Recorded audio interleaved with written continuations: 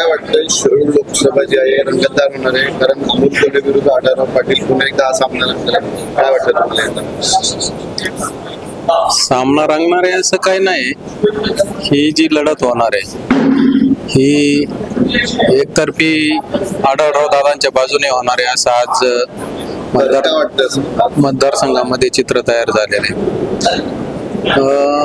5 वर्षापूर्वी अमोल कोल्हे साहेब निवडून आल्यानंतर त्यांनी जरी संसदेमध्ये संसदपटू म्हणून चांगलं काम केलं असेल, परंतु शेतकऱ्यांच्या विषयी ज्या कोल्हे साहेबांनी मध्ये कांद्याच्या संदर्भामध्ये संसदेत भूमिका मांडली किंवा आंदोलन केलं, पण योग्य वेळी ते आंदोलन करायला पाहिजे होतं. ज्यावेळी शेतकऱ्यांच्या वाखारीमध्ये कांदा शिल्लक होता त्यावेळी खरोखर त्यांनी ते आंदोलन करायला पाहिजे होतं. शेतकऱ्यांच्या वाखारीमधला कांदा संपून गेला आणि मागच्या 5 वर्षांमध्ये तुमचे प्रश्न मांडले नाही असं म्हणायचं? मांडले नाही असं नाही, पण ते वेळेत मांडले नाही, वेळ निघून गेल्यावर मांडले. आणि तुम्ही आता विश्वास दर्शवला की आढळराव पाटलांचा एकतर्फी विजय, काय वाटतं साधारण कितीचं लीड असेल यावेळेस? एवढं परफेक्ट सांगू शकत नाही, पण आढळराव पाटील 100% या मतदारसंघामध्ये निवडून येणार आहे. तुमचं काय नाव दादा? माझं नाव अरुण होले, राहिला कुठं तुम्ही? खेड राजगुरुनगर. बरं, काय वाटतं आज बैठक चालली या ठिकाणी महायुतीची, दादांना पाठिंबा देण्यासाठी सगळे कार्यकर्ते? दादांना पाठिंबा देण्यासाठी कार्यकर्ते या ठिकाणी आलेले आहेत, परंतु निश्चितपणे दादांना गेल्या 15 वर्षाच्या अनुभवाच्या जोरावर दादा यावेळेस खासदार नक्की होतील. काय वाटतंय लढत कशी होईल? कारण समोर पण तगडं आव्हान आहे. तगडे आव्हान आमच्या दृष्टीने नगण्य आहे, आव्हान नाही तगडे. 5 वर्षात जे खासदार होते पहिले त्यांनी काम केले समाजामध्ये, ते मिसळले नाही, कामं केली सुद्धा नाही. कामच म्हणजे मतदारसंघात काही कामं केलेली नाही त्यांनी. कसं पाहते दादा ते शिवसेनेत होते पण आता राष्ट्रवादीत आले, काही शिवसेनेचे कार्यकर्ते दुखावले?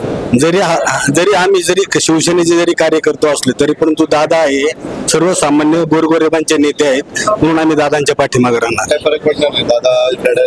नक्की दादा नक्की येणार निवडून. शिरूर लोकसभेचा इतिहास जर पाहिला तर पहिले 15 वर्ष दादांनी अत्यंत सक्षमपणे काम केलं, गोरगरिबाची कामं केली, चांगल्या पद्धतीचं काम करण्याचा नेहमी दादांचा प्रयत्न राहिला.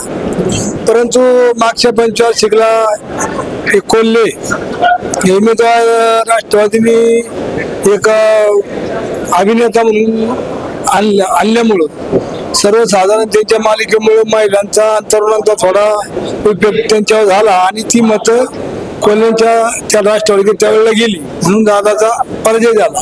दादाचे कार्यकर्ते सुद्धा त्या टायमाला थोडी गाफील राहिले. काही एवढ्या मोठ्या फरकाने येणारा माणूस आणि हा पडूच शकत नाही असा सगळ्यांचा त्यावेळेला कायच झाला, काही पडणार नाही झाला. परंतु त्यांच्या त्या खास अभिनेत्यामुळे तो माणूस पडला गेला. काय वाटतं यंदाचं वातावरण पाहता? काय वाटतं लढत कशी होईल? यंदाचं वातावरण पाहिलं ना तर मतदार हा स्तब्ध आहे.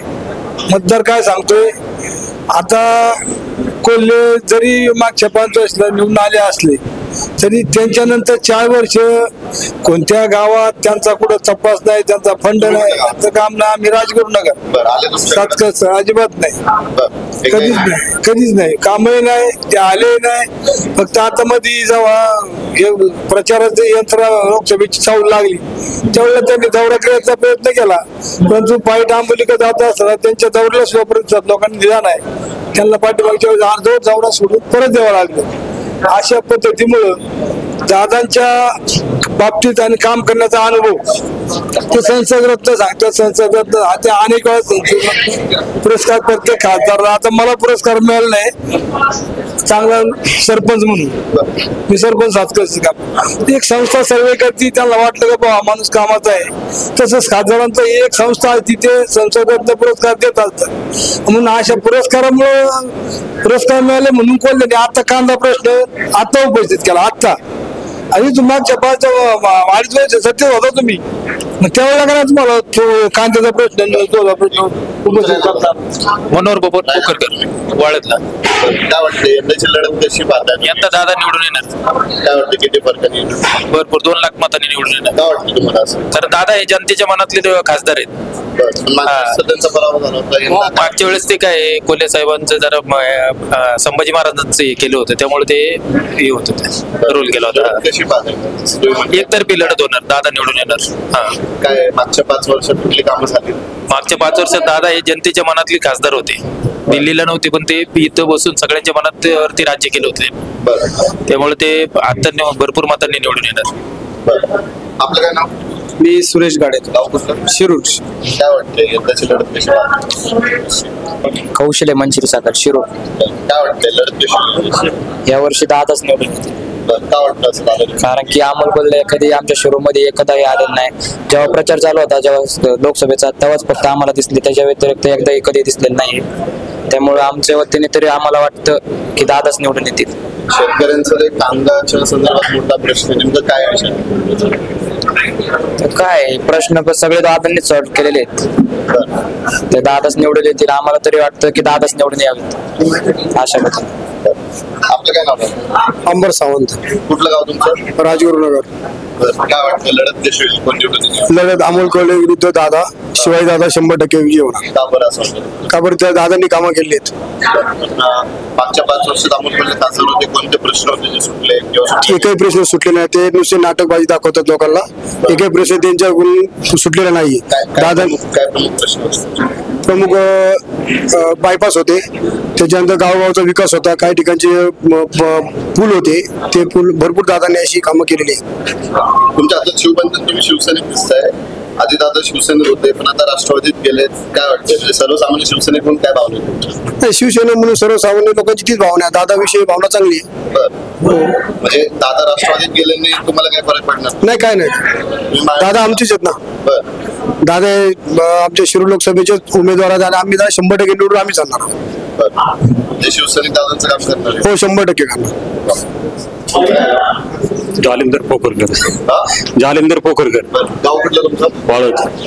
काय वाटतं लढत कशी होईल? लढत एकदम भारी आहे. आणि म्हणजे किती कोणाच्या आढळराव दादा 2-2.5 लाख मतांनी निवडून येतील. काय वाटतंय म्हणजे दोन दादांनी लोकांची भरपूर कामं केलेली आहेत. आतापर्यंत 5 वर्षामध्ये खूप काय अशी कामं झालेली आहेत का जी आतापर्यंत कामं झालीच नव्हती, तेवढी दादांनी कामं केली. आणि सर्वसामान्य माणसांची मला असं म्हणायचं विद्यमान खासदार असताना दादा माझे खासदार असतील त्यांनी कामं भरपूर कामं केली त्यांनी. कोणते प्रश्न आले? दादांनी सभामंडपांची कामं असतील, रस्त्यांची कामं असतील, बरीचशी कामं आहेत, बायपासची कामं असतील, आणि कोणाची सर्वसामान्य माणसांची जी काही अडीअडचणी असतील ते सोडवायचा दादांनी पुरेपूर प्रयत्न केला एकनाथ शिंदे साहेबांच्या माध्यमातून. दादा जरी आता राष्ट्रवादी गेले असले तरी पण सर्व शिवसैनिक एक दिलाने काम करतील. दादाला 2 ते 2.5 लाखांनी निवडून आणतील एवढंच सांगतील. जसं बातमी की आता मध्येच दिलीप पन्ना मोहिते पाटील जे खेळचे आमदार आहेत त्यांचं देखील निवेदन झालेलं आहे. त्यांनी आधी विरोध दर्शवला होता, पण आता ते म्हणतात ते काम करणार आहे. नक्की स्थानिक पातळीवर काय 100% अण्णाही काम करतील आणि त्यांचे कार्यकर्ते काम करतील, कारण युतीचा उमेदवार आहे, त्यांचाच उमेदवार आहे, म्हणून काम ते 100% करतील. कार्यकर्त्यांमध्ये काय वाटतं? चांगलं वातावरण आहे कार्यकर्त्यांमध्ये, काही अडचण नाही. आणि आजच्या बैठकीतून काय निष्पन्न? आजची बैठक झाली, चंद्रकांत उदय सामंत काय वाटतं? आजच्या बैठकीतून एकच होणार आहे की सर्वसामान्य कार्यकर्त्यांना अजून एनर्जी भेटणार आहे आणि कार्यकर्ते कामाला लागणार आहेत.